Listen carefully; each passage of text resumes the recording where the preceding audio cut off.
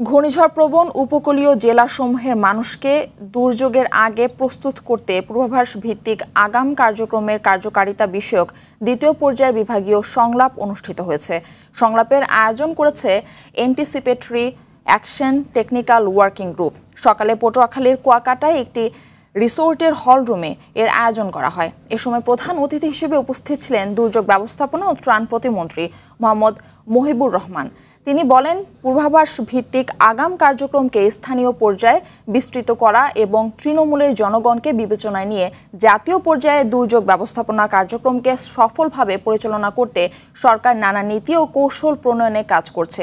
এ সময় red crescent সোসাইটির chairman অধ্যাপক ডাক্তার এম.ইউ. কবির চৌধুরী, দুর্যোগ ব্যবস্থাপনা ও ত্রাণ মন্ত্রণালয়ের সচিব মোহাম্মদ কামরুল হাসান, দুর্যোগ ব্যবস্থাপনা ও ত্রাণ মন্ত্রণালয়ের সংসদীয় স্থায়ী কমিটির সভাপতি আ.এস.এম. ফিরোজ সহ সংশ্লিষ্টরা এ সময় উপস্থিত ছিলেন।